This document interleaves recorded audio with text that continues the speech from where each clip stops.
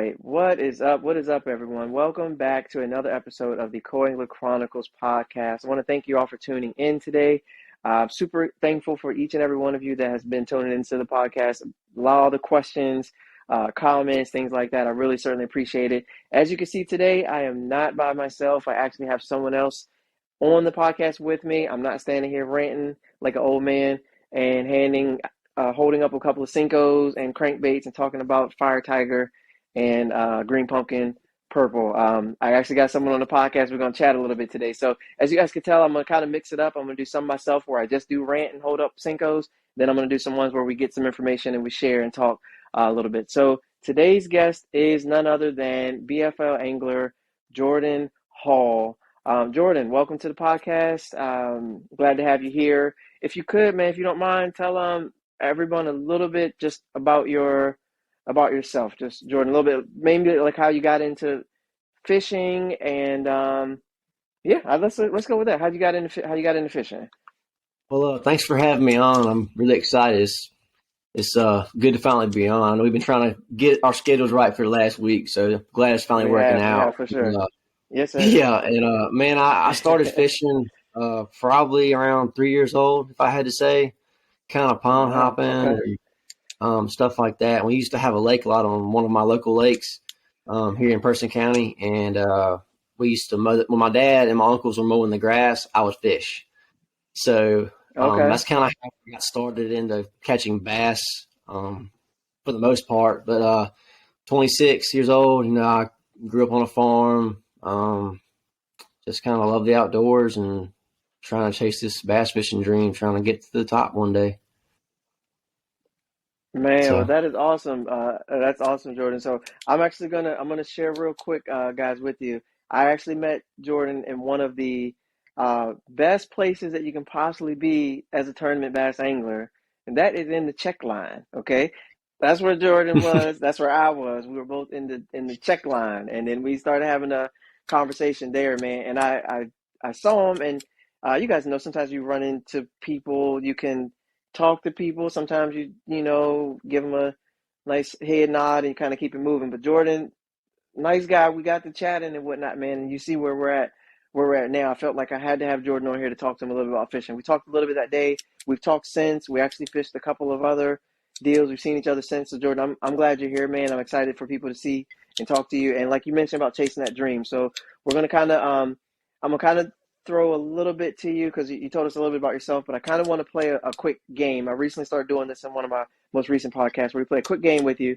2-word answers, so they can get to know a little bit more about you. 2-word answers, and it's kind of like rapid fire, but I really don't talk that fast, so it's not really like rapid fire, like okay. maybe like slow fire, but only gonna be a few questions. But we'll go right into it. What's your favorite food?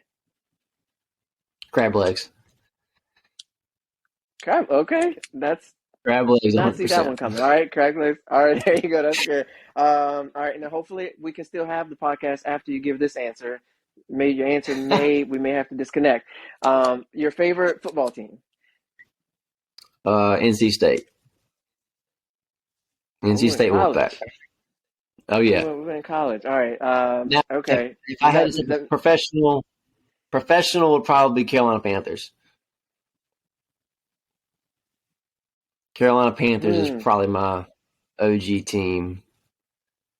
This is spoken like a true gentleman from North Carolina. We got the Panthers and we got NC State. I'm with you. All right. I was trying to think if I got any issues with you. I'm a 49ers fan.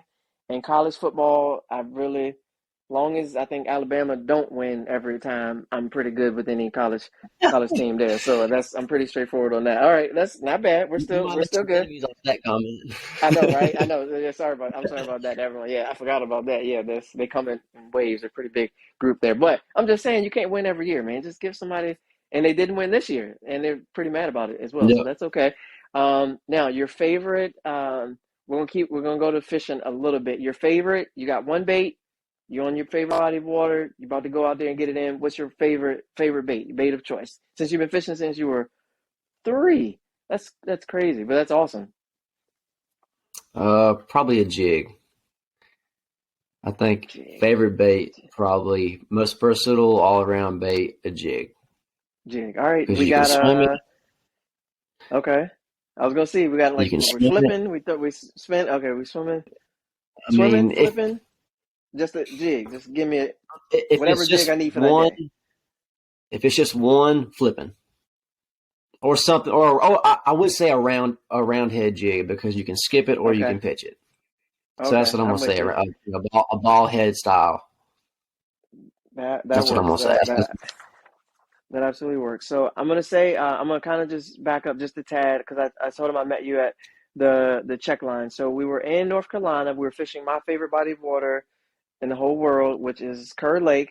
Like I said, we both were in the line. Jordan was a little bit higher in the line than I was, which is phenomenal because he's a boater. So guys, you are tuned to the Coangler Chronicles podcast, but I do want you to know that it's I had to give it a name. Let's just put it that way. I had to give it a name, right? So the podcast has to have a name.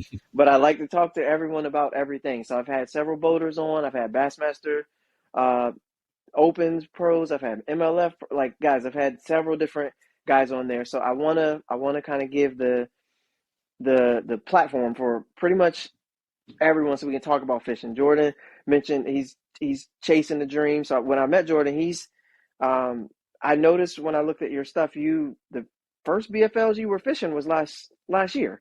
Like literally Yeah, you're like this is the dream like starting as of last year. Actually yes, putting it it pretty in much has. motion.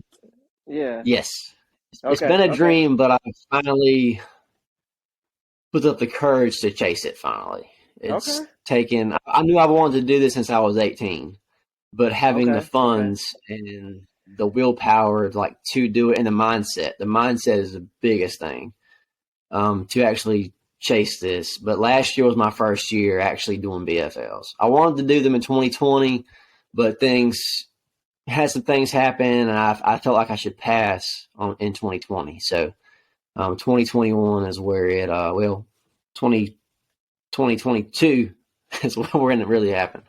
So sorry, the years kind of They flying they, by. they do, especially But 2020 and 2021 for sure. Them two just yeah, blur for sure. Dude, well that's I yeah. mean that's But like oh you're good.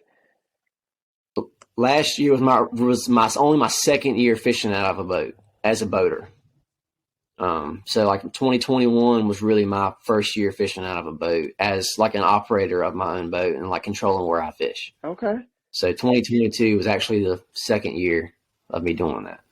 Wow. Okay. So there's a lot there. So I think we might dive onto that just a tad because basically that's one of the biggest things if you'll find for a co-angler to switch over to a boater is a lot of times people put it in a group where it's like, oh, oh, I know I can catch him, I can catch him, I can catch him, but the sheer fact of boat operation in the bodies of water, especially if they're out of Mm-hmm. state and you haven't been to these things, like that's a huge Yeah. thing. Like I'll give you an example for me. I had a tracker. I say had. I'm so sad.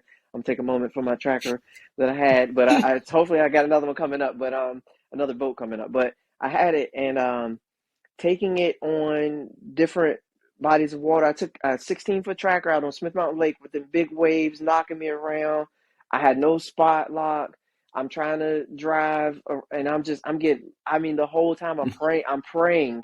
I'm like, Lord Jesus, please let me make it back to this weighing because I got a 4 pounder. I've got to get back to this. But I'm getting knocked upside the head. They had some kind of yacht or sailing thing going on too, where those guys were Yeah. hogging them. I'm like, oh my goodness. So my buddy let me drive his Ranger here recently. I hadn't even driven a hot foot.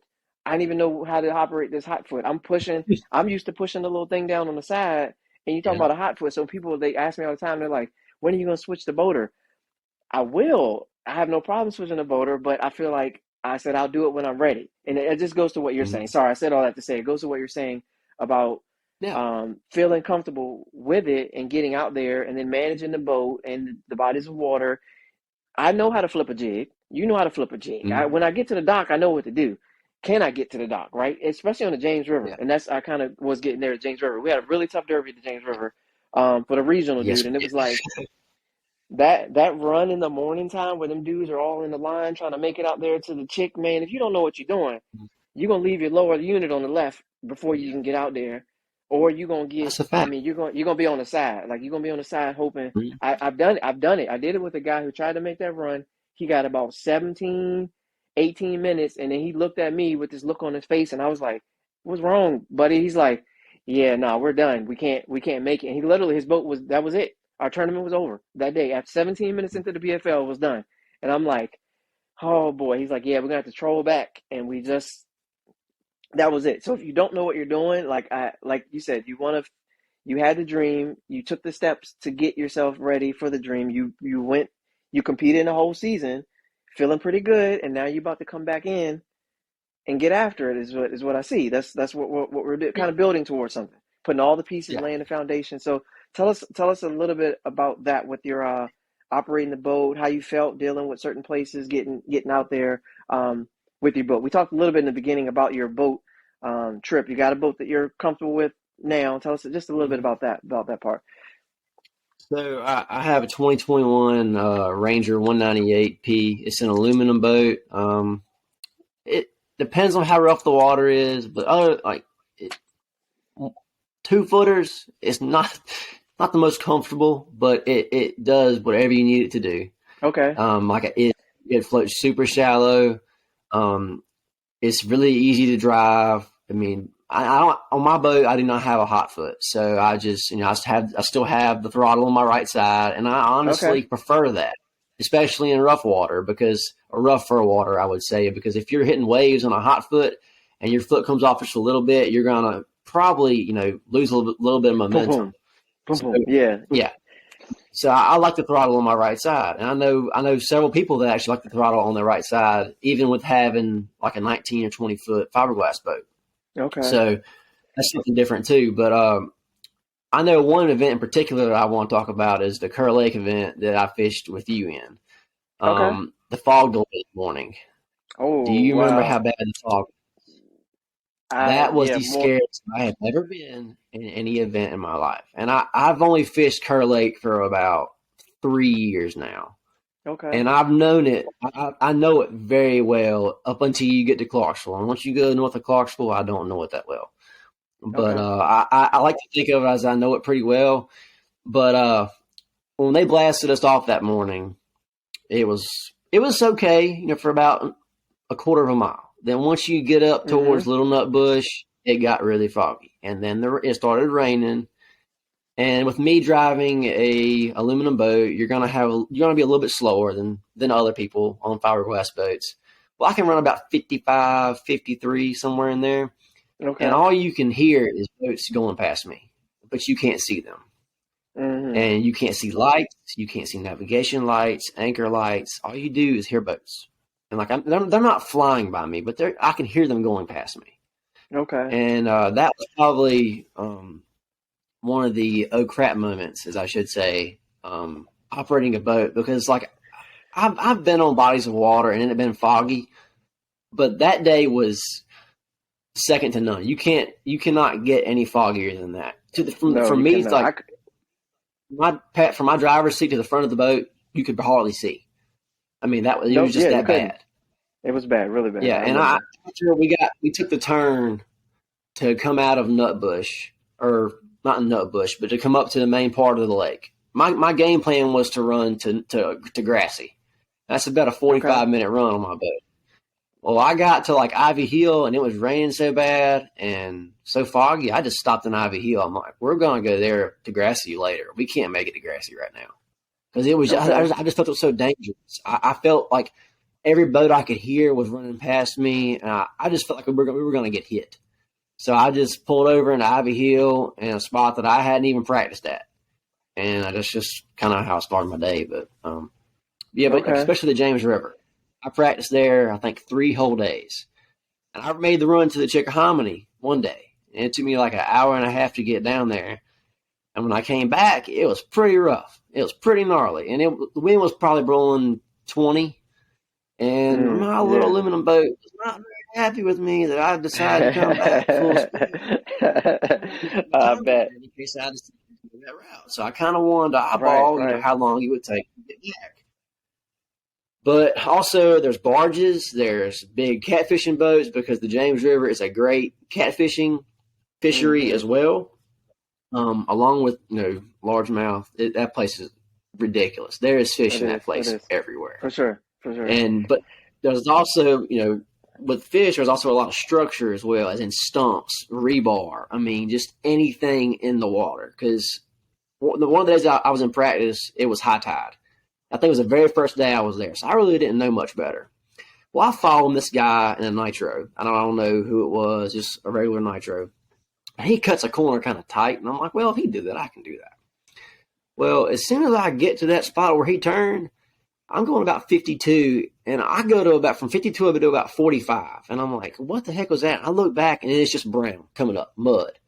And I'm like, I'm glad there wasn't a stump there, because I mean, on the title chart, it's hard to read that, especially if you're not familiar with reading title charts. And that's one thing I feel like you really need to learn if you're going to become a boater, and especially in BFLs, you've got to learn how to navigate water safely, read tide charts. Because that was my first time reading the tide chart. I spent, I think, 4 hours, me and my girlfriend that night, the night before or the week before, spent 4 hours. I want to say it was the night before the tournament. We were trying to figure out how to read this tide chart. And I had been down there like twice or 3 times practicing. And I'm like, I don't really understand if this is high tide, if this is low tide, like when it's going out, when it's coming in. Well, finally it dawned on me. And I'm like, okay, well, I think I have a game plan for tomorrow. But that tournament was a bust. I screwed up. Anyway, but just really navigating and putting time in on bodies of water, because like safety is key. I mean, that's really interesting. Well, I'm pretty much getting at. I mean, if you don't feel comfortable with something, pull over to the side. Just don't be in the middle of the lake, because somebody else is going to think, oh, well, nothing can happen to me, and I'm bulletproof, whatever, and an accident's going to happen. I was very surprised that we did not have an accident in that Kerr Lake tournament when it was so foggy. I was very surprised when we got back and nobody was hurt, because that was ridiculous. And our official, he did ride out the lake a good ways. He did. And we delayed it for the tournament, I think 45, maybe an hour. I'm not really sure how long we got delayed for, but he came back and it was clearing up. It was definitely clearing up. But when we took that left to where the 2 islands are going towards the main lake, it got nasty really quick. There. I ain't gonna lie, like I said earlier, I was terrified. Really, I was terrified. I was just trying to find like what I'm trying to drive, looking up just to try to see a light, and I'm looking at my Lowrance, just trying to see where I'm at on the map, because you literally could not see 15 feet. It was that bad. But safety is key. Know your boat, know your rig, know your limits when you're driving. If you don't feel comfortable, then don't push it. It's just safety is everything when it comes to boating, because at the end of the day, we all have somebody to come home to. So be thoughtful of that. And if also, it's not just we're looking out for us, we're looking out for others too. So we're not trying to hit anybody else, because, boats are pretty dangerous. They don't have seat belts. So and no brakes. You hit something going pretty. Ain't no brakes. And we got a little brake, if you want to call it that, but it's called momentum. It's just called lost momentum. Yeah, that was. There's no dock skipping. There's no lay down pitching. If you can't get. You know what I mean? Like if you're not, I was terrified that I forgot how terrified I was till you just mentioned it. I definitely was like, I couldn't see anyone in front of me, beside me. We stopped for a while because we kept getting rain in the face. My boater I don't think he had glasses, so he had to stop because he was just soaked. It was rough. So I was like, yeah. So to catch him that day, I think that says a lot though, man, right? That says a lot if you're going to you got to call an audible to start the day, the adversity you're fighting through. This is your first year coming into it. I think that speaks volumes, because there's a lot of people that didn't make the adjustments, then weren't maybe as able to just kind of pull the plug, so to speak, on a deal and just go do whatever it is they need to do. I've been in the boat with some people that it doesn't happen for them that day. You know what I mean? It just doesn't happen, and that's gonna be part of it. But I think that speaks a lot, man. I think when you're trying to get it in your head, can I do this? Right? Like, so you want to get it. Can I do this? I've always wanted to do this. Now, can I do this? So you check the boxes of things that what you were able to do. Now you know that if this comes back around again, because it's going to come around again. There's going to be somebody that releases right dead into the fog, and somebody's going to be on your starting spot. Somebody's going to be at that dock that you thought was loaded there. Like all these things are going to happen, especially throughout the journey. So, do you deal with it as a professional? You handle your business, or is it, maybe you need to go to golf? You may pick up something else where it's not. You know what I mean? Like you kind of got to be that. You kind I of got to play be that way with yourself. Do you really? I bet. See, but I did too. I did too for a yeah, little bit. I I have tried too it. many hobbies. I really have too many hobbies. I'm not But mad at that. really and truly, like you have to have that want to and that willpower to change because anybody can do anything. But like, Hmm. do you want to really and truly like chase that desire, that passion you have? Whether it's finger painting or that's a bad analogy, but Ping pong. just like anything in general. Yeah. If you want to be a professional golfer, then you have to put in the work. You have to put in Hmm. every little bit that you can to be that. And I feel like the same way with fishing. And I'm not a professional by any means. I did pretty poorly in most of my events last year where I failed to make the adjustments. Um, I just so happened to make the right adjustments that tournament.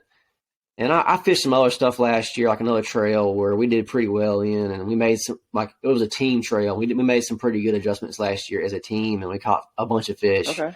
Okay. So I mean, it's just I like think when it's your time everything to is like catch building fish. blocks, man.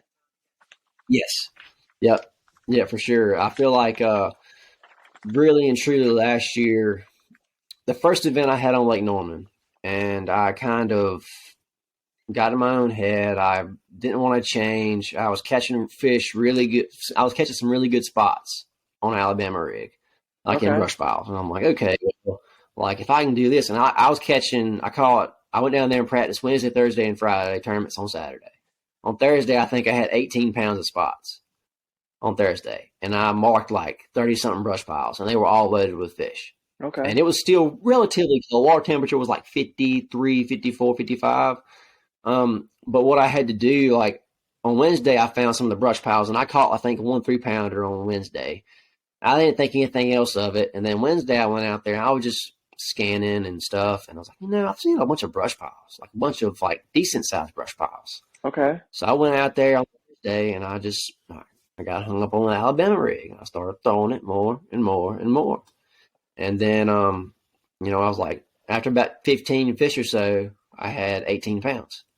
And I'm like, well, you know what? I'm gonna let all this rest, and then Friday I'm gonna go out there and just like throw a jerk bait, throw a crankbait, try to find something else different, something I can fall back on. Well, Friday night we had the first warm front of the year. I think it was like 28 degrees that morning, and then it ended up being like 67, 68. And so pretty much, long story short, water temperature went from 53, 54 to like 61. So all those fish that were pretty much pre-spawn, all those spots that were pre-spawn / Hmm. just sitting out there feeding up, they were kind of shot to the bank or were on their way to the bank. And I Okay. remember hearing a lot of day, I saw a 4-pounder swimming in 8 foot of water. And that day, Lake Norman was super clear. I mean, you could see 15 foot down to the bottom, Okay. and you could literally see 3 and 4 and 5-pounders just swimming along the bottom. And I saw it myself. And that was probably one of the coolest things I got to see last year. But and I just didn't make it. And everybody else come on a shaky head. Okay. Like everybody I Okay. talked to, Okay. like, oh yeah, like, well, they were like, I caught 40. And I'm like, I caught one. And then they were like, what were you throwing? I was like, Alabama rig. And they were like, well, how are you throwing that? And I was like, because I had confidence in it. But my point in all this is I didn't make the adjustments. I threw an Okay. Alabama rig like the whole day, except for maybe 20 minutes when I was throwing a square bill crankbait. And that's what I caught my only keeper on that day. And that was my Oh. first tournament. I pretty much fished Okay. dead last. Okay.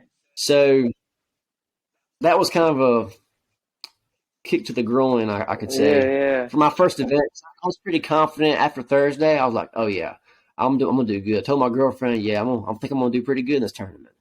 And to bomb it was just, yeah, it was.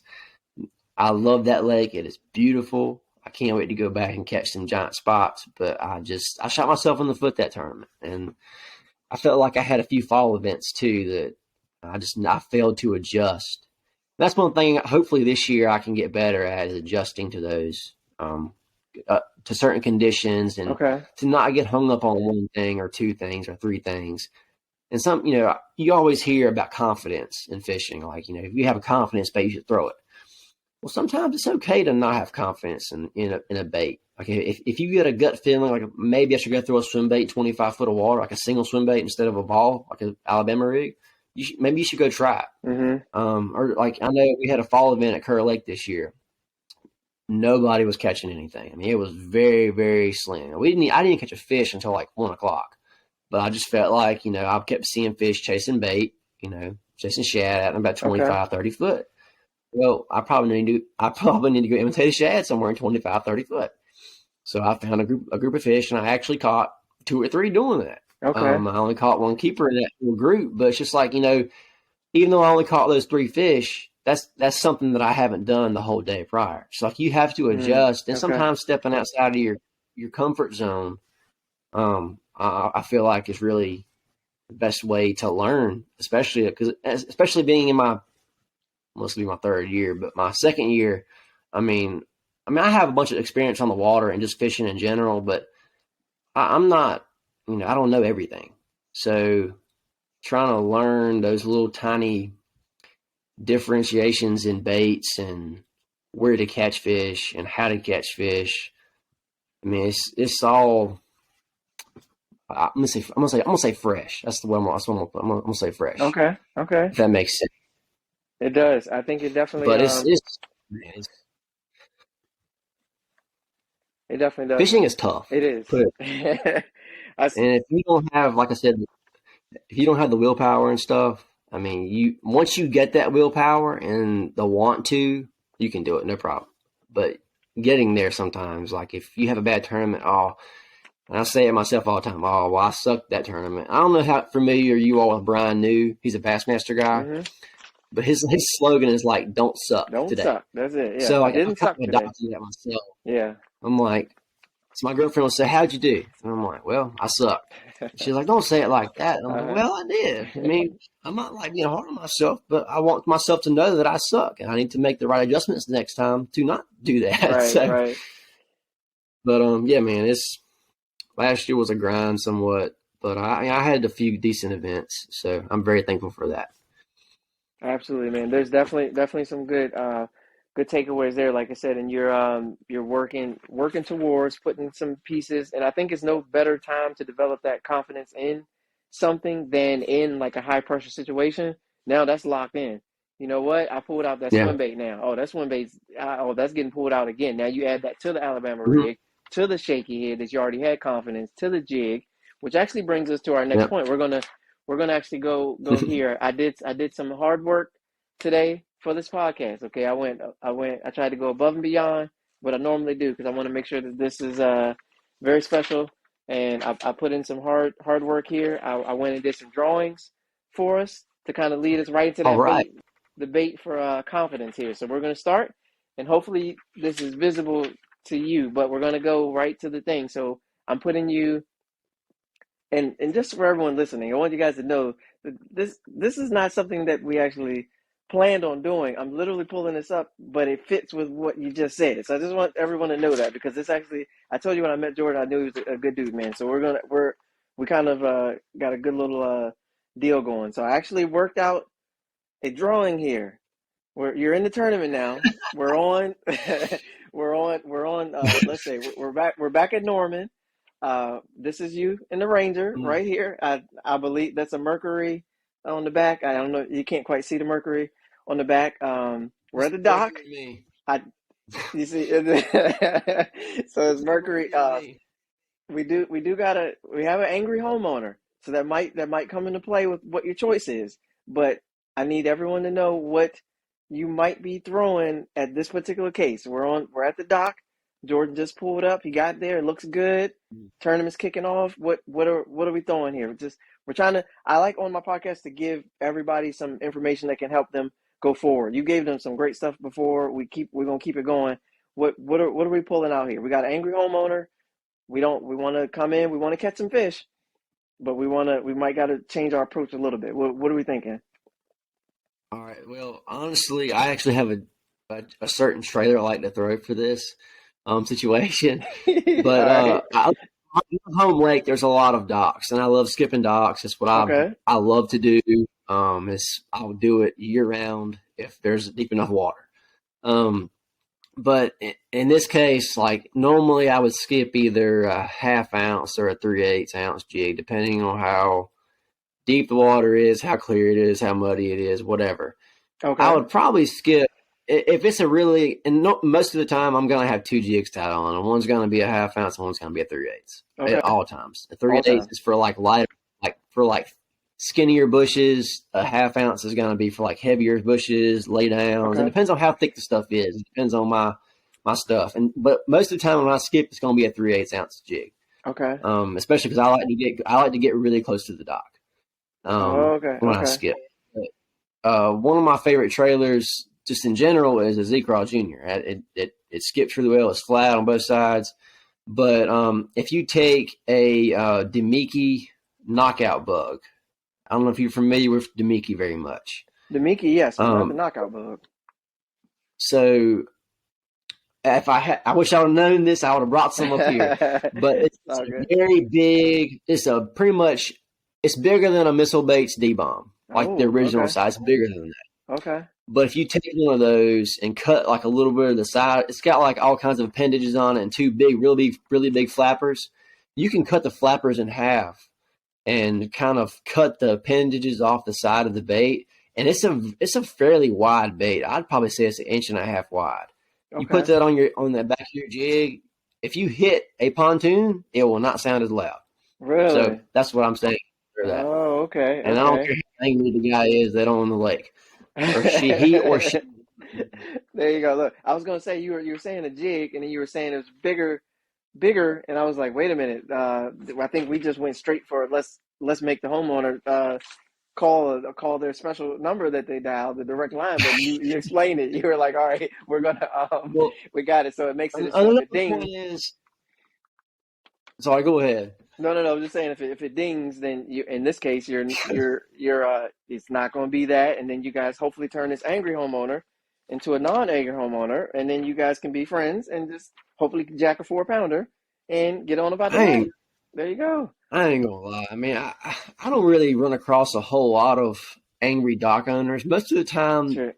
when I run across somebody, they have like pet fish at the dock and they're feeding the fish. Oh, And okay. most of the time, Okay. it's they're feeding. And they're like, "Hey, if you catch a fish, can you please release it?" And I'm like, "Yeah." Well, it's just a 4 pounder. That's kind of what I say out loud. Like, Right. Right. I'll say if Right. it's Right. a turn, if it's fun fishing, I will always throw it back. Unless I'm crappy fishing, then I might keep a few. But um, Okay. really and true, like if they're already angry and you hit their dock, I mean, they're already angry. You might as Yeah. well go ahead and do it real good I'm and about just to make them say. even more pissed. Yep. Then just So, go troll on out of there and go on to the next one, as opposed to I have yet to yeah, run into. And most of the ones I've run into, and I use an example because it made it a little bit more interesting. But most dock owners, they talk to you, they chat with you. You get that occasional guy that comes out and he'll give you a mean look because he thinks you're about to hit his thing or you don't know what you're doing. Once he realizes that you're skipping a wacky Rick Cinco and you're just skipping it and there's no ding, there's no damage, there's no line, there's no stuff that he's mhm. got to go back and get.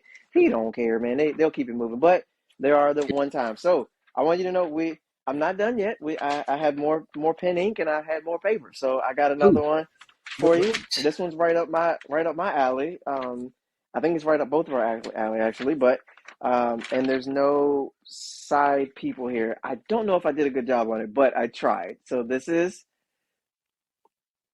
I don't know if you can okay. see it. Well, you gotta I lay got to cut down. my. We got to lay down. We got jig. Texas. We got paradise right here for me. This is where Kerr Lake goes Yeah, down somewhere with these deals. And pretty much anywhere. But we got to lay down. So we got Jordon again. We're here.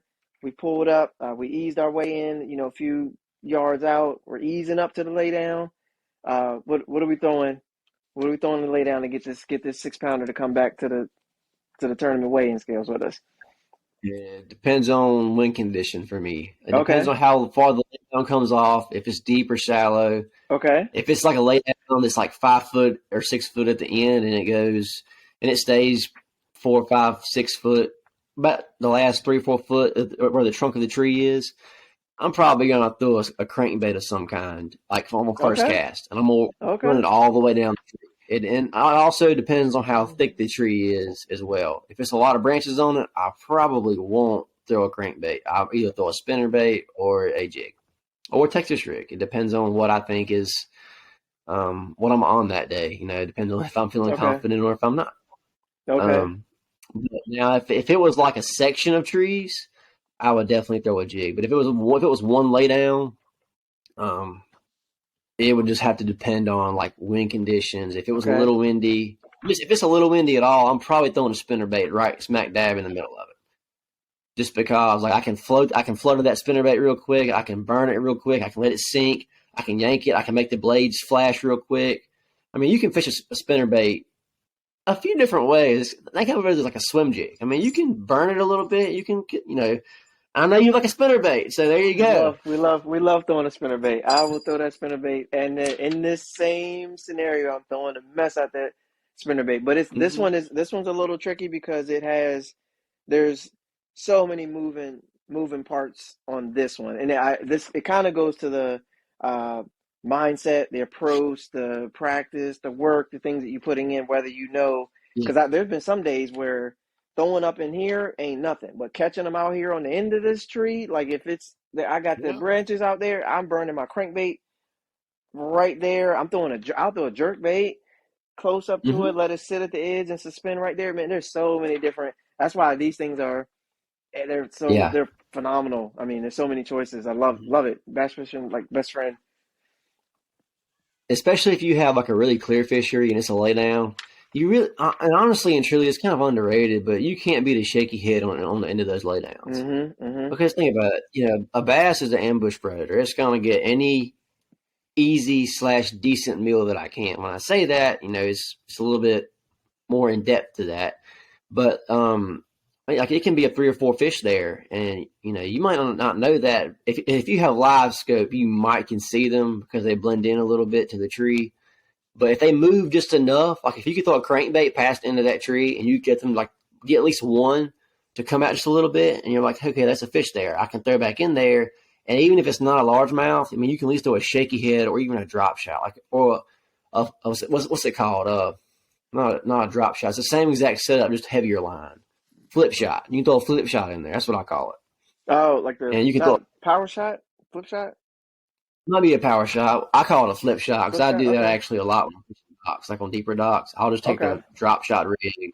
I might have like 8, 10 pound like leader line like from my hook to my weight, but I'll have like 15 from my hook to my Oh, reel. I okay, mean, okay. it's just another way to finesse them, I guess you can say. Finesse them to an extent. But yeah, I mean, Okay. I would always like try, especially with live scope. If you have live scope, sorry, all the co-anglers out there. If you don't have live scope, you can't. It's I know. okay. I'm It's okay. It's all live good. scope is great, yada yada. But I mean, really and truly, if you can just like throw a crankbait out there or a spinnerbait or anything that's got any kind of movement to it whatsoever at the end of that tree, even if you don't get a bite, like in the first or second cast, if you throw like a shaky head or a drop shot, even a jig, I mean, if you work it in there and if it's a fish there, I'm going to say probably 7 times out of 10, it's going to bite it. As It's long gonna as your bite it. presentation looks decent, it's going to bite it. Mm-hmm. So you kind of have to be patient with all that because that's kind of like a process. That's at least 4 or 5 casts right there you got to make to get that one fish to bite. So it just depends, man. I like now if it was Kerr Lake and the water was high, oh yeah, I'm throwing a jig on that thing on a spinnerbait. I would not pick up anything else other than a jig and a spinnerbait, Mm-hmm. especially if it's that's my 1-2 punch at crash. Spinnerbait and jig. You can't go wrong with that. I think this is what your approach that you mentioned is how I got a check on Lake Murray is fishing these laydowns. The boater was going up in it here, and I was dropping right off the side of the boat at the end of the Mm-hmm. laydown. Because he wanted to fish close and get all the way back up to the bank so he could throw like a popper or something like that. I dropped a little drop shot right down beside the boat where the laydown was. Hop, hop, smoke like 2 pounder. I'm like, okay, well there you go. I finally got my little. I think that was our first bite of the Mm-hmm. day. Then I think I got one more on a drop shot off of like a bridge piling with the Hail Mary cast as we were going down the bank. But it's all good. Like multiple presentations at this laydown. Now, sorry, I gotta back up just a tad. for those of you that are listening that can't see my phenomenal stick work figure artwork and my Mercury motor, if you're listening to the podcast, I appreciate you. I'm basically holding up pictures of drawings that I did for a specific cover, and we're talking about that cover. So if you want to see the artwork, it will be available at your local gallery, probably with a pretty high price tag, or you can just tune into go watch it on YouTube Live so you can actually see the drawings. Now, I got one more. This is going to be my favorite.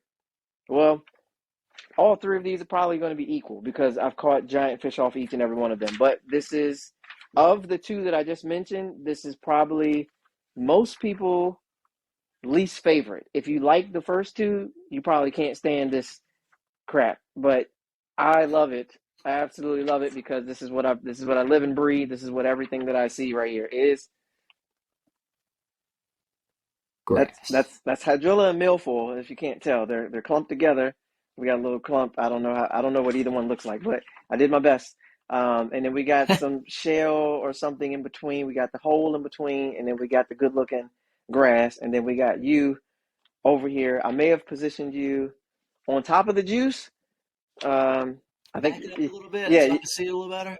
you might have pulled in too Okay, high. there you go. I can see it now. You can see it now. Okay, I I can't got ever tell. Yeah, I see it. So I might have pulled you in there, but I ran out of space on the paper and I didn't time it. What happened to the back of the boat? Yeah, I know. I think you might have. My Mercury looks a little. Did I change the motor? mid season, you switched to a different, smaller, lighter, more efficient Oh man, electric I motor. probably hit something low anyway. Oh man, but yeah, we got grass here, guys. So for you that are listening, we got a picture with grass. So you pulled up here. It's not a community hole because I didn't draw any other boats in here, so we're not in a community hole. So you pretty much got it to yourself, but that's temporary. Because as soon as you set the hook, 33 people will be in the same area with you. So just be prepared for that. That's just how this works. But what are we throwing here if you get to the grass?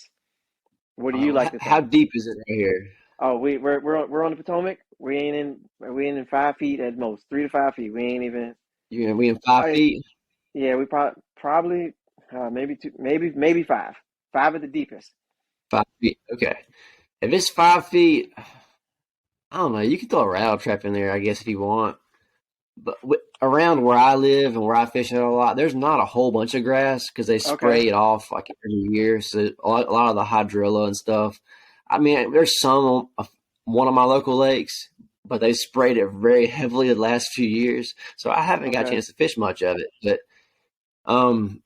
from what little knowledge of grass fishing I have, I mean, you can't go wrong with a swim jig or even just flipping. I mean, I would probably take sometimes a jig doesn't come through grass. It depends on what kind of grass it is. It doesn't come through grass as well as like a Texas rig, a creature bait would, or even like a trick worm. I mean, you can throw like a Texas rig trick worm with like a 1 ounce weight on there probably and still catch a fish. I mean, it just depends on what kind of grass it is. But okay, I mean, that's I would like to throw a Texas rig. That's what I would do. Throw a Texas rig. If it's like 5 feet from my boat, 10 feet from my boat, yes, Texas rig all day. Or if there's like a little bit of grass you can see on top, if there is any lily pads, I should say, frog or a buzzbait. If you can see like the very tip of the grass, I'm throwing a buzzbait. Okay. Or a frog. I mean, I love throwing top water. So I didn't tell you this earlier, but other than a jig, a frog and a buzzbait are like the two baits that I love to throw. Okay. When you get a bite, it's phenomenal. Oh, and I wish I could like put my GoPro on the end of my 2 foot above my bait so you could see the explosion because it is just so awesome. It really is. But yeah, I would throw a Texas rig creature bait, a buzzbait, a frog, or really anything. It depends on how thick that grass is. It depends on how far you want to go in the grass as well. Because I feel like some baits, if you're not using a heavy enough weight, it won't go down as far as you would like. Or if you can go through all the grass and you see like little holes, throw in them holes with the Texas rig. Or you can throw a jig probably. It depends on what kind of jig you got. But I mean, anything with a little bit of a point to it, I'm sure would cut that grass pretty well. Oh boy! And definitely throw a braid. I throw a braid when it comes to grass. This is a very interesting take on this particular deal here. Very interesting take coming from you there, sir, because grass is that's I'm curious as to you see my artwork. Yes, it's up at the top. Very interesting take because yeah, this is I didn't hear you say the one thing that I would always throw in this, but you were right there with what's very common to Oh, throw out here.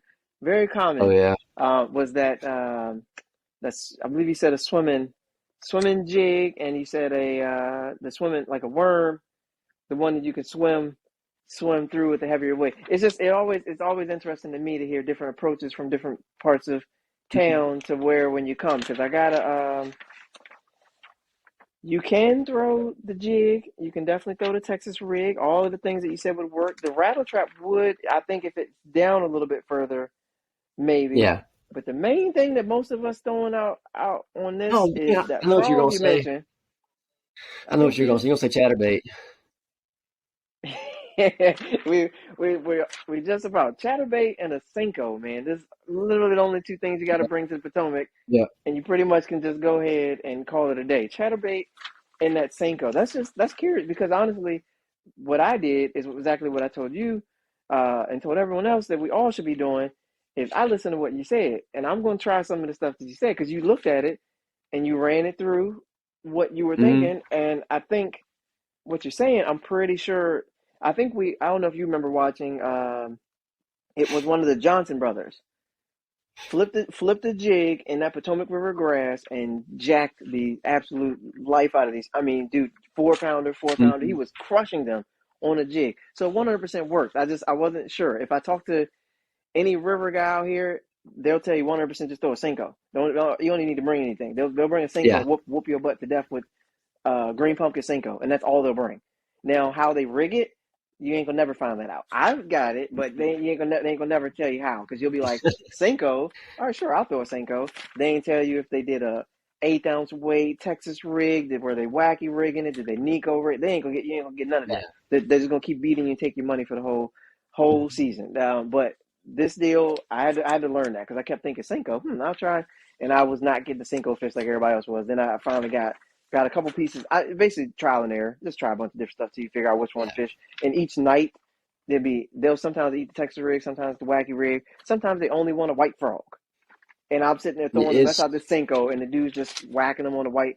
And it's not a white regular frog; it's a white popping frog, or it's a black popping frog. It's not a other. I'm like, oh boy, it's not. And then when you think about it, wait a minute, just literally, there's three baits I need to bring out of here. That what's the worm with the tail that swims? It's not the a cutter worm. kind of like a cutter worm, but it's made by Zoom. It's no, it's not made by Zoom. Yes, it is. It's not a It has that tail on the end that's I can see it plain as day, but I can't remember what it's called. I see it, and I got it on the desk right down the hall. There's several things And I like even that have you would packs of fish. them in the basement. Guarantee you, I got 100 packs because they work. Not an ultra vibe like a speed worm, maybe speed worm. It might be Yes, it. but it's speed worm. Yep. Speed worm, that Yep. speed worm. You can put a weight on that speed worm and trickle it through all this grass. They'll chew the mess out of that Hmm. thing, just like other stuff they will. Or a lot of times it has to do with the grass looks beautiful, but it's really the shell and the rock that's underneath, which is keeping those Yeah. specific grass at that spot. So little tweaks. So I'm curious. I think that actually helped quite a bit of people because I'm picturing how I'm definitely a Texas in the one you said Texas red creature bait is 100% staple out here, especially come springtime. You Yeah. basically you throw it right in the grass and bring it out, and then when you let it fall on the rock, just let it sit. They'll come pick it up. You don't need to work it. If you do anything, just barely drag it and let it fall, and they will smoke that Texas red creature bait on there. As long as you got the right color, it's phenomenal. So there's definitely different approaches to it, but all of them will catch fish. And I think that's part of the reason why most of us do this is literally what we just did right here. The Yeah. countless number of ways that you can catch fish and the Hmm. constantly thinking and going. That's part of the reason why I'm here because I love the fact of trying to figure it out. Basically, that's it. I love Yeah. figuring it out. I hate it when I Yeah. suck and don't figure it out, but You're not alone. Promise you're not alone. Yeah, yeah. But one thing about like, especially that situation, because fishing, especially bass fishing, has gotten so popular over the last few years with even college fishing, high school fishing. Any big body of water is going to have a bunch of tournaments on it each year. So, like, if you think outside the box just a little bit, Mm-hmm. and it doesn't always work. It doesn't probably works maybe 10% of the time. But like, say if you throw like a square bill on top of the grass, like just above it, to where it's tickling the grass, it's probably 9 out of 10 people are not going to be doing that. But what if the fish are I on am. it that day? So like, I try to think outside the box 90% of the time, and the other time, like if I'm struggling, if it's 1 o'clock and I ain't got but 2 or 3 fish, I'm probably going to go try to salvage my day for a check. But the first 2 or 3 hours, I'm going big. Like I don't throw wake Mm-hmm. baits. Like that's a whole other story. That's different. But like I'm probably gonna throw a crankbait, a jig. I mean something that will draw a better quality bite, in my opinion, because catching fish is fun any size, and whether it be 3 inchers or 7 pounders. I just Mm-hmm. feel like if you're fishing in a tournament, you're there for a reason. You're not there just to have fun because you paid to get in it. Right. You're trying to get some money back out of it. Right. So I feel Right. like you do your due diligence to throw a better bait, or well, I should say it's power fish. If you should be power fishing, it's a time, place for everything. But I mean, I hardly ever finesse fish. I will throw a shaky head and I will throw a drop shot. I will. I'll Okay. throw a jerk Okay. head too. I will.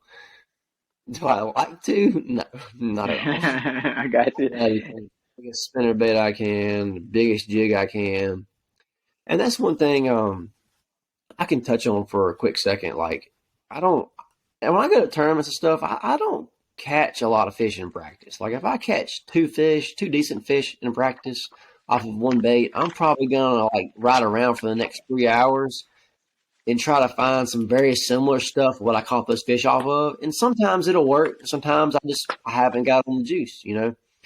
But some other times as well, I'll catch dink after dink after dink after dink on a jig. I know one tournament last year at gosh, where was I at?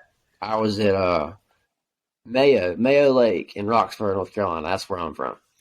Okay. It's a rather clear water fishery, but I was throwing a shaky head, and it was like everybody was catching them on beds, but I could not find a bed fish. I reckon everybody else and their brother was catching them. I guess I don't know, but I bet we caught 50, 60 fish in 4 hours. Me and my partner throwing a shaky head, and we Mm. had a blast. Okay. And like I'll pick up a shaky head. It wasn't like super super tough that day, but it was tough enough for us. We weren't getting the quality of bites, and we only had like 13 and a half pounds. But the 13 and a half pounds we had, every fish was the exact same size.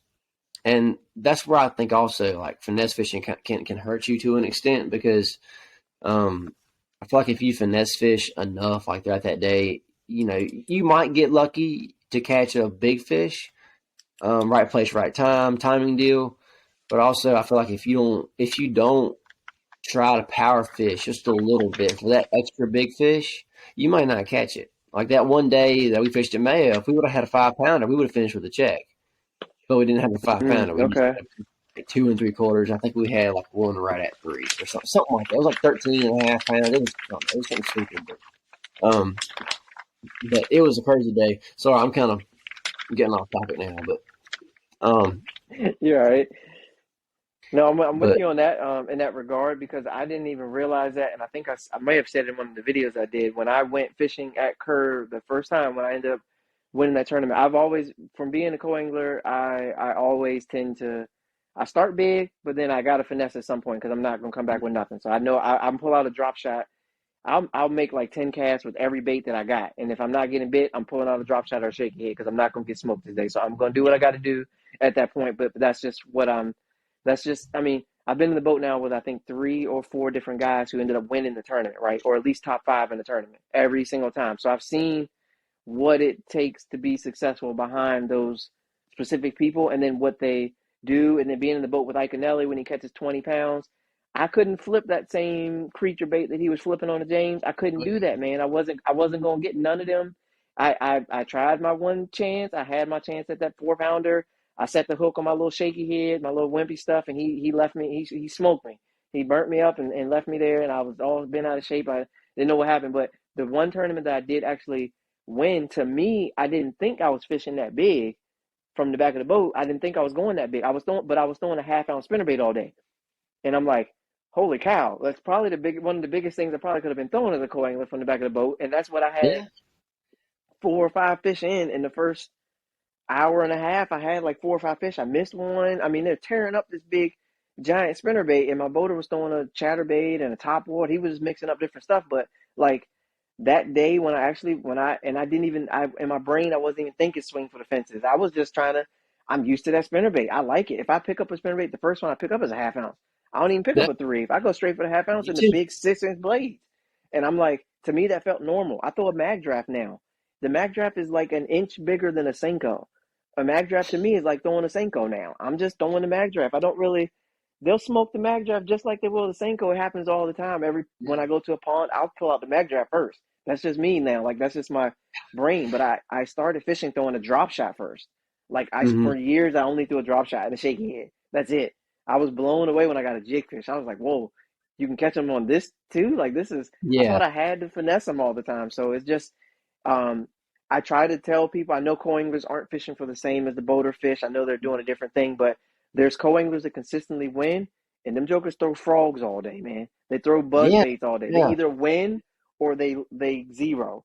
But Yeah. like they're going to win or they're going to get big fish or they're going to zero. Mm-hmm. Like that's where they're at.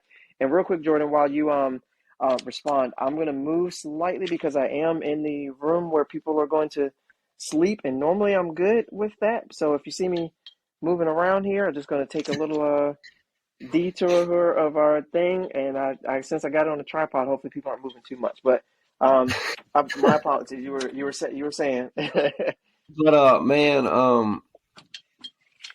as a boater, it's there's a lot of things to consider when you're being a boater. And I hear this way too much. There's a lot of bad boaters, and there are a lot of bad boaters that backboat people or backboat the co-anglers. Um, and I understand to an extent why they do that, but I'll touch on that more here in a second. But mainly, a lot of the co-anglers that I've had this year, if I'm throwing a spinnerbait or a crankbait, something that we're covering water with, it's probably not the best idea to throw a wacky rig. I mean, it's probably not, because as soon as by the time it sinks a foot, you're gonna have to reel it back in because we're moving so fast. And Right. sometimes I feel like that's kind of a waste of a cast. Like, especially if you're moving and you're throwing, like, let's just say a square bill.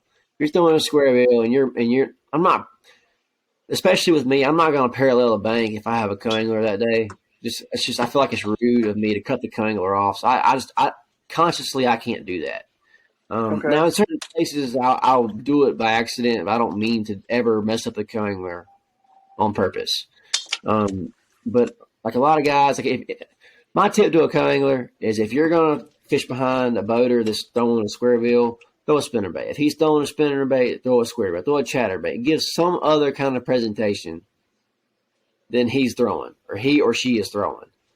Because, I mean, just because he's throwing a big, let's just say a Strike King 2.5 square bill, man, that's a pretty decent sized square bill.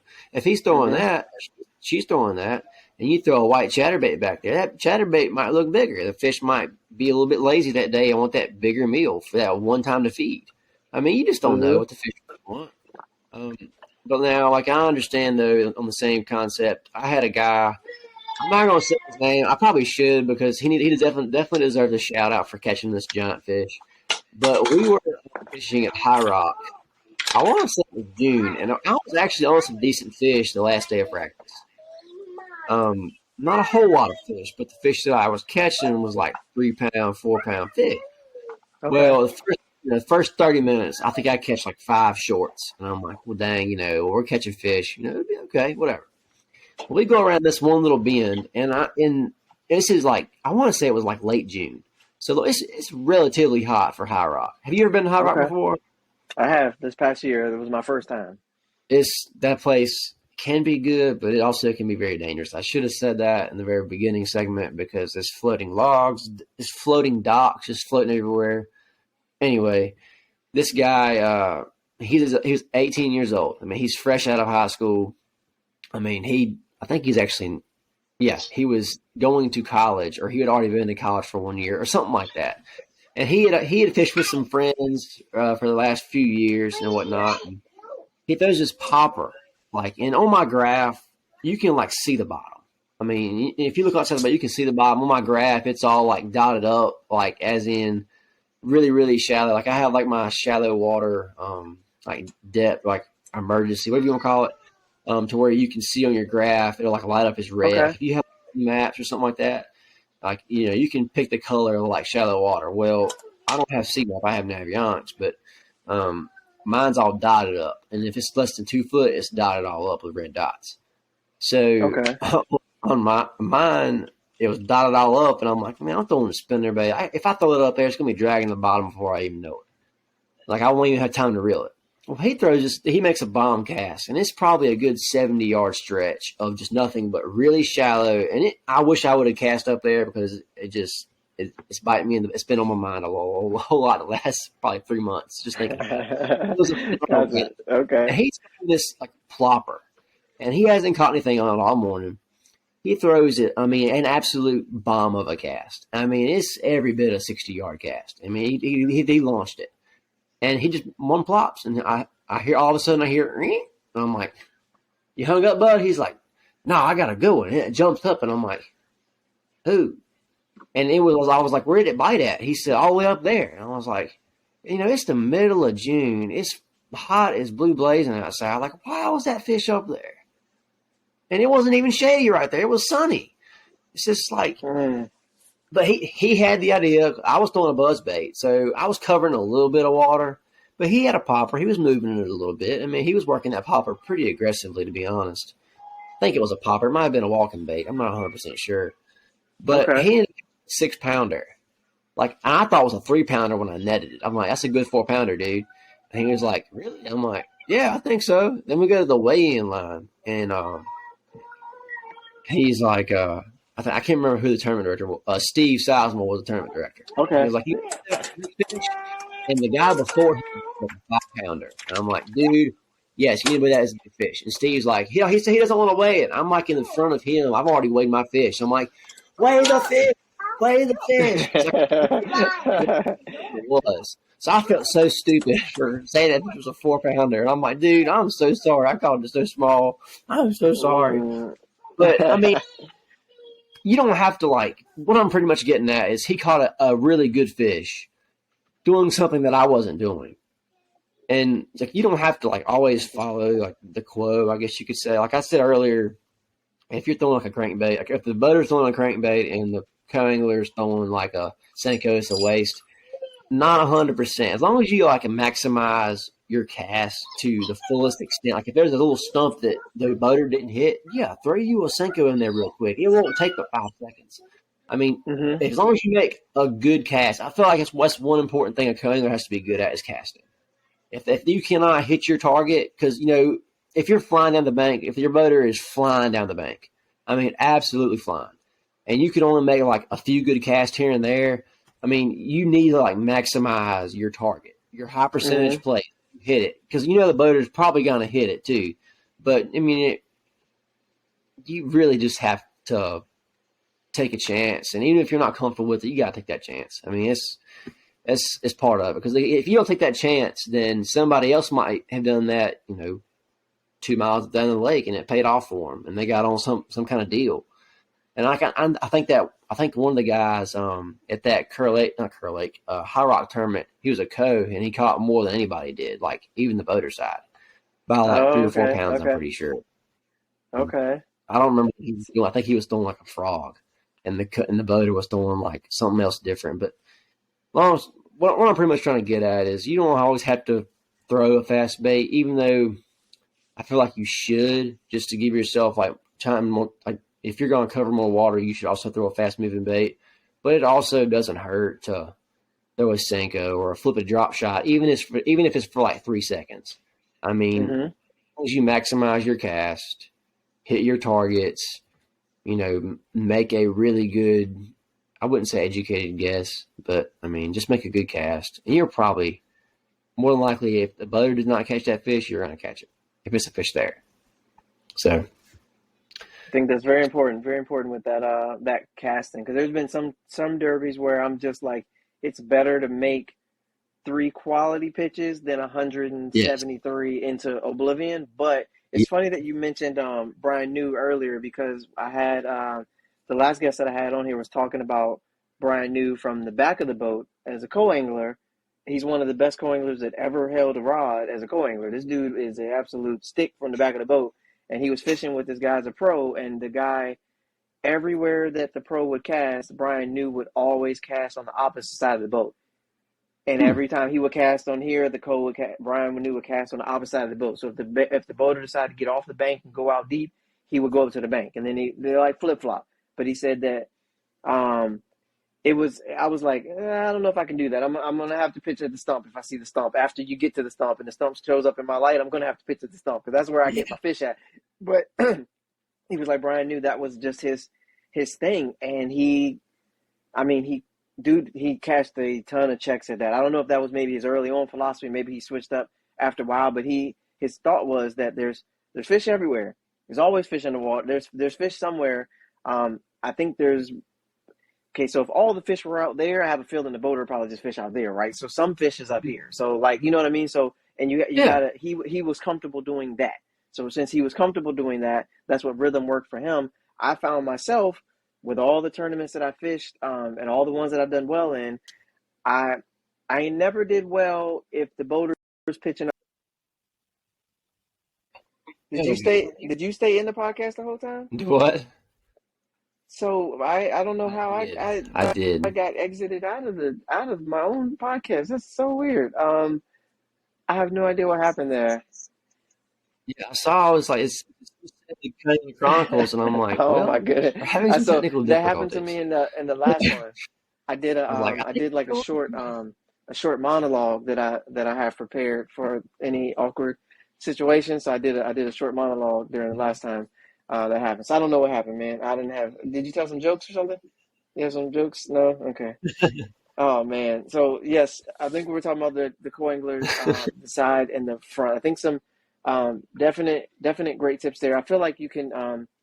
There's so many different ways to approach it, but I love what you're saying, and it actually goes to one of the last podcasts. So I think I was getting at one of the last podcasts that I did, where I talked about being different, and basically, uh, a lot of times you hear them say, if you like, unlike you, which I was very happy with what you said on that. If you're throwing a spinnerbait, the code can throw a chatterbait, but he's matching that energy he's keeping that same pace, so that you're giving yourself a chance there. Like, you can be yeah, different, even if the boater's throwing a chatterbait. If he's throwing it and he's whacking him on a chatterbait, I'm sorry, you gotta. I fished a tournament. And I think I mentioned this in the first one. I fished a tournament with a guy. He was throwing a chatterbait all day. I threw a chatterbait all day, and we both ended up in the top five. Okay, so like that was just the day, but I yeah, cycled through everything I could before I just locked in on the chatterbait. But they only wanted the chatterbait, so I threw that crankbait above the grass. I was ticking the top of the yeah, grass, and that had worked for me the day before. I caught two good keepers on it the day before, doing the exact same thing, exact same area. On this day, they didn't want that tick in the grass. I tried the swim jig through the grass. I tried the Senko, just cast out. mm, I have a thing I call sit and wait time on the Potomac. So I cast out a Senko, I sit, and I wait, and I eat a yeah, sandwich. And I talk to myself, and I just sit there, look around. I think about something I'm supposed to get done.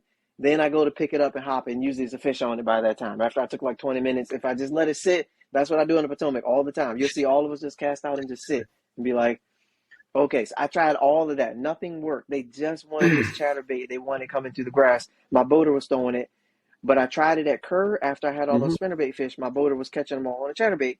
I tried throwing a chatterbait behind him. I couldn't get bit at all. I couldn't buy a bite. So I had to switch to a Senko and then switch back to the spinnerbait because it just wasn't working. So I think it goes to a big picture about adapting yeah, based on the thing, making the adjustments that you need to make on that day based on the information that you provided. You put it all together. Bam, what do I got? And if I figure it out, then I'm going to that check line that me and you Yeah. were both in. If I don't, then I'm going back to the drawing board, and hopefully next Yeah. time I'm back in the check line. So it basically all depends on how you handle it, that particular situation.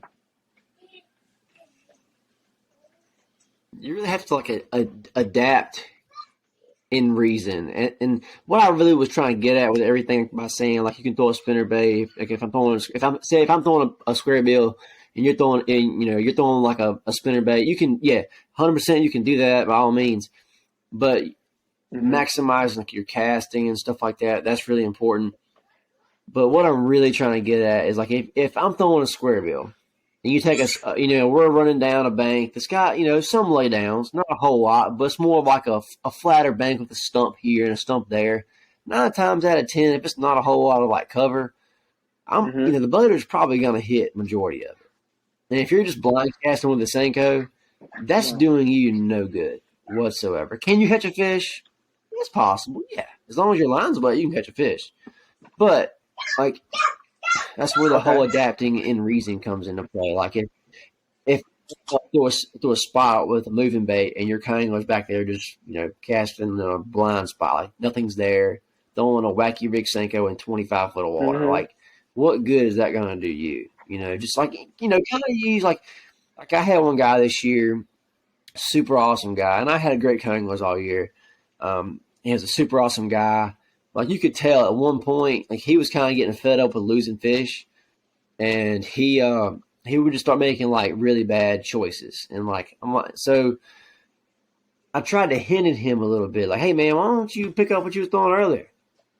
Just try to give him a little bit of sense of direction since he had kind of lost a little bit of hope.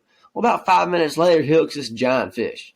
I don't know what it was, but he hooked a giant fish. He didn't catch it, but I mean, I'm pretty sure it was a catfish. But it had slime all over his line. But whatever he hooked, big. As soon as it hooked it pulled drag on his bait catcher. I'm like, dude, that is a giant. But it was excitement for him. So I mean, it's just like something different.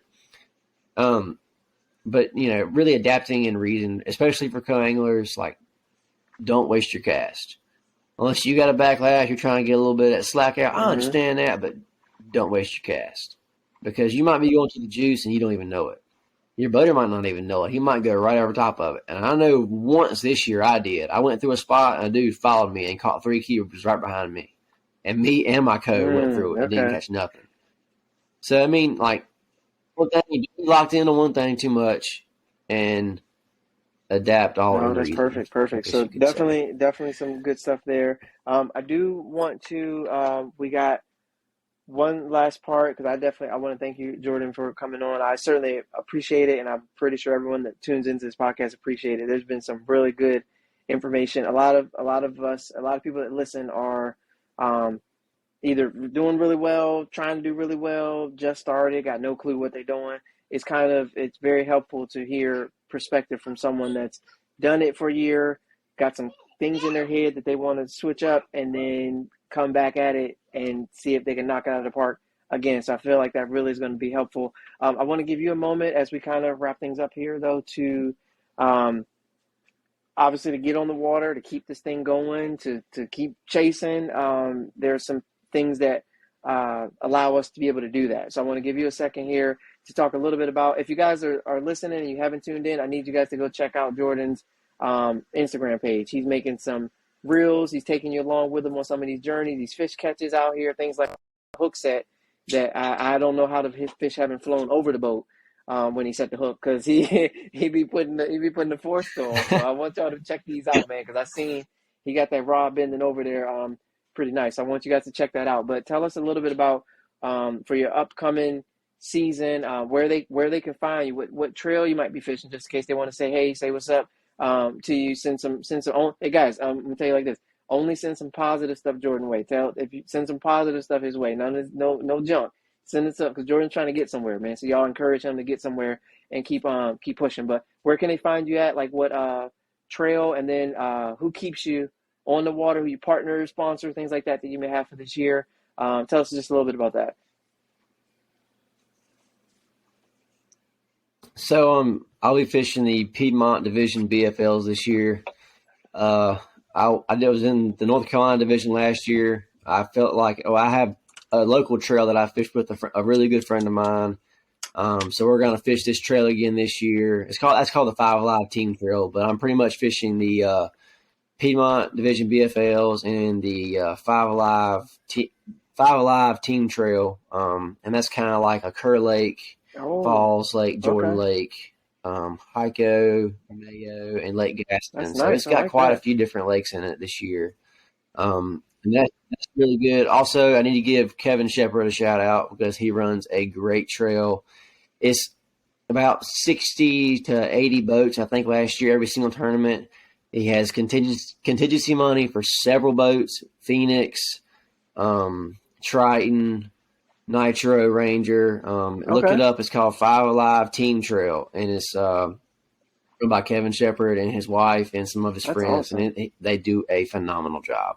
And it pays good. So, I mean, go check that out too. And if I'll be fishing those this year, Piedmont Division and the Five Alive, and I might hop in some like local stuff here and there. But check me out on Instagram at J Hall Fishing, and on Facebook it's just Jordon Hall, but it's Jordan with an O, Jordon Hall, Hall. Check me out on those too. I have a TikTok, but I don't really I'm not really familiar with TikTok yet, so I don't really know how to work it. But yeah, I've been trying to play with the reels a whole lot. You kind of helped me out with some of the reels. Like, you need to kind of post some reels, man. Reels is where it's at. And I really just have a lot of videos of me setting the hook, and I but I don't know. I like flipping bushes and flipping stuff, so that's where most of the hook sets come from. But you can check me out on those two platforms. And also, Farm Bureau sponsors me. Without them last year, I would not have been able to fish. And if you have a chance, if you're from Virginia, need any kind of insurance of any kind, look up Michael Farrell. He's from the Chatham office. And if you have a question about getting in touch with him, feel free to message me on Instagram at jhallfishing. He is a great guy. And a very dear friend of mine. If you need life insurance, health, any kind of insurance that they have to offer, Farm Bureau will hook you up. So Michael Farrell in Virginia, and if you're from North Carolina, I just talked to him 30 minutes ago, hour and a half ago. Michael Clark, he's from the Person County office in North Carolina, but both of those guys are great guys, and both of them work for a great company in Farm Bureau. So please look them up. Without Farm Bureau, I would not be able to fish. So, also my dad, he supports me a lot too. Him and his brothers co-own a business, and they sponsor me. That's called Hall's Plumbing, Heating and Air. So they sponsored me last year as well. I also had a guy last year. I've known him for quite a good while as well. With Rock City Apparel. His name is Justin Coates. He makes any kind of, even if he doesn't make it, he will get it for you. He makes any kind of like sublimation, jerseys. He makes hats, shirts, pretty much a clothing apparel type deal. He makes some great stuff, and he I know a lot of folks, that's really popular now, is clothing and apparel and stuff like that. And he makes some top-notch stuff, and he puts a lot of time and effort. And like, I'm really picky about the shirts that I wear and stuff that like I support and promote. But his stuff is top-notch, and that's called Rock City Apparel. And that's also out of Roxborough, North Carolina, in Person County. But those three, I also have some pro staff stuff with Swagger Tackle. They make some great stuff too. I love their shaky heads. I'm not a big shaky head guy. They also have some terminal tackle like tungsten weights. Some of my favorites too, especially if you're flipping, you need tungsten. I feel like if you don't have tungsten and you're flipping, I guarantee you're missing a bite or two. In Boat Effects, Boat EFX, I also have a pro staff contract with them too. So, and they make some really good stuff. They make culling beams now. They make all kinds of stuff for your motor, like motor. I wouldn't say motor toters, but that's what it kind of is. It's those new blocks that are like the new stuff that they keep releasing. You have to just really look it up. But BoatFX, Swagger, they make some great products. And it's Brandon over at BoatFX is a really nice guy. That's who I've got my contract with for them. They make steps for like your trailer to go up to your boat, and that is like, especially if you're getting older in age, I feel like that's a necessity. And even for myself, sometimes like I don't want to get up in the morning. My legs might be hurting. I don't have those on my boat yet, but by the end of this year, I will, because I don't like getting my feet pulled out when I'm getting into the boat. So it's another good reason to have this. But those companies, I can't thank you guys enough for supporting me, especially throughout the last year and this year. I'll have Farm Bureau this year and my dad's business. And I'm going to hit up Justin here real soon and see if we can't figure something out. I haven't talked to him. Okay. I need to check in and see how he's doing. But I do have BoatFX for this year. Swagger, I don't know. I gotta figure some stuff out here in the next few days for them. But I'm pretty sure everybody will still say the same for next year, or for this coming year. Well, 2023 season. So, but yeah, maybe I might have one or two more that might hop on here in the next 3 weeks. We'll see. Haven't quite finalized anything yet, so I don't want to say some names, too many names. But those guys are. That's awesome, man. So great. Definitely some good people that are rocking with you. I got a couple of names in there. We got a Michael. We got another Michael. We got a Kevin. Got a couple. I tried to keep up with you, but what I'm gonna do is actually I believe I can find most of them online. So I'm gonna find them and put them in the description, so you guys can check them out. I want you guys to support those companies that's supporting Jordon, man, keeping them out there, keeping them fishing, and keeping people safe and providing different products for different people. This, that, and the third. So I really want that to you guys to rock with them. But for the one I need from you, if you don't mind, once we get done, if you could send me the Farm Burreau one to your guy that we can connect with, so they can, because a lot of people that do listen and follow are in Virginia. A lot of them are in North Carolina. So if you could send me that guy's info, so I can get them directly with you. But I'm also going to have them just message you as well, so they can get connected that way too. But Jordon, I want to thank you for coming on. I certainly appreciate it. I appreciate your time on it. I look forward to following you on this upcoming season. And I do have just real quick, because we do actually got to wrap things up here. But one random question for you as we go. I got one random question as we go, because I didn't realize we were here for like an hour, but I love it. I'm enjoying it. I'm talking fishing, so it's great. One random question for you as we go. If you're as we head out on your way to the boat ramp, who are you listening to? Just for your music, who are you listening to on the way? If you got that long drive, you're coming down here to Smith Mountain somewhere, who are you listening to on the way?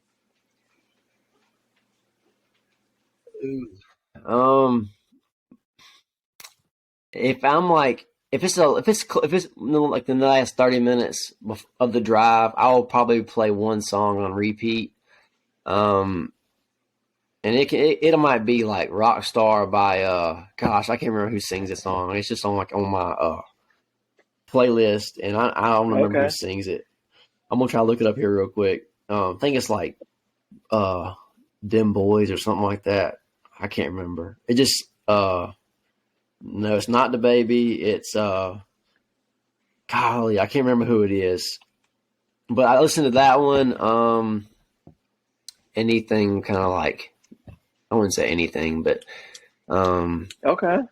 Riot by Three Doors Down. That's a good one. It kind of pumping a little bit. That's one. If you wouldn't ask me so quick, I could have made a list for you. But man, it's just I'll be like, I can't say it 'cause my phone will blow up. But like Siri, play so and so, and she'll play it. And I'm like, yeah, it's gonna be a good morning. So it's about 5 songs that I play, but in the last 30 minutes, I'll play Rockstar by Shop Boys. That's what it's about. I'm familiar with it. Shop Boys. It's kind of an old school song, but not really old school, but it's kind of an older song. But it's like, ready to go. it's just kind of my jam. I'm with you. Well, Jordan, I certainly Yep. appreciate it. For those, that's awesome. I'm always curious to get an idea of that, and everything been so far has been those some upbeat, some energy to get you ready for that day to get out in the water and do your thing. So I certainly appreciate you coming on, guys. You can find this episode of the podcast. It'll be airing in, believe in 2 weeks on Tuesday, 7:30 p.m. You guys can check it out. All the information will be there. Like I said, I'll leave the links to all of Jordan's information so you guys can connect with that and be just following along, man. Just following along, encourage, and just kind of get Jordan's coming for him this year. So anyone that's in that Piedmont, Jordan's coming. He's gonna be there, and he's coming. Y'all just keep an eye out for him. Of course I'm going to cheer him on. I thank you again for coming on the podcast. This has been another episode of the Coangler Chronicles podcast. I want to thank you all for tuning in, and I will catch you guys on the next one. As always, peace. All right, let me see if I can